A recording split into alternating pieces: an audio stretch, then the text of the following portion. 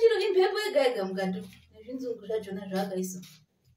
Adzina dzakafeila gore nekufeila kwemene. Iyazve muntu uri kuti kwabare pabanze apa de.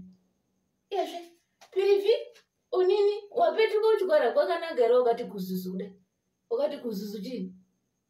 Wachaya uri kuhudha uri kupasha manyoka.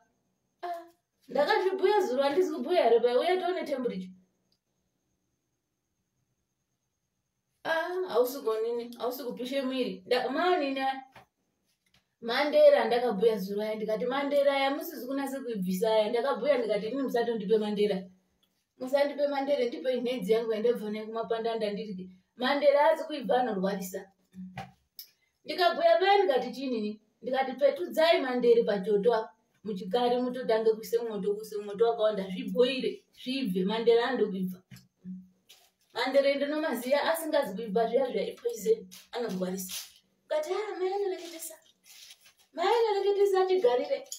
Tinobhuya handiti teitiri tinonini teireketa zviya. Atinoti yayai uteererai musapunge handiti ndozvatinobhuya. Hino amuyayai amuteerere munenge tingati makarika madzira nzee eibhuya zviya. Wapetuka kuchikora. Ndaizviziya hangu kuti ndozvichaitika zvinezvi. Mandere zvipuka zvemushango zvetinorya zvinezvi zvinoda kuibva weibika ngekuti zvinogara mushango. Zvinogara mushango zveirya zveshe. Hino zvinoda kuibva kuite kuuraya zvinenge zviri mumandani azvo zviyazvo. Ngokuti hauziyi kuti zvinorya izvona pachazvo.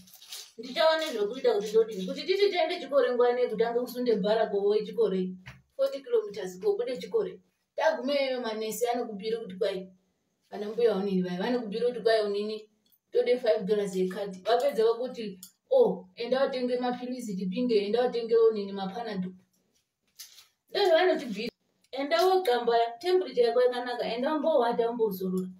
Umbozorora ndichati inini ndichaise tini pachoto apa remvura yekuti ibhoire yesolution yedu. Asi manje ndaide kuende kotsenga mutombo. Kamutombo monini mugwenga. Kamutombo kamudzi kachikombengwa kanobetsere mundani. Kunase kuti kauraye zviro zveshe zvakashata zvakapinde mundani majemisi eshe.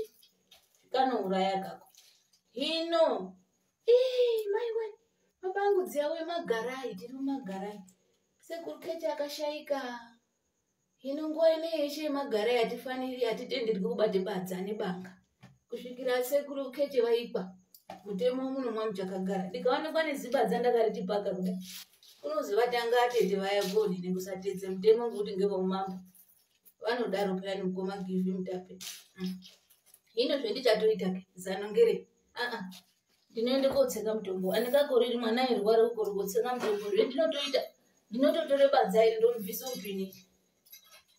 Badza ndinotobvisa upini. Ndoriise monini, ndoriise mubhasikiti. Ndoriise mubhasikiti ndoputira ngonini ngechiwesichi.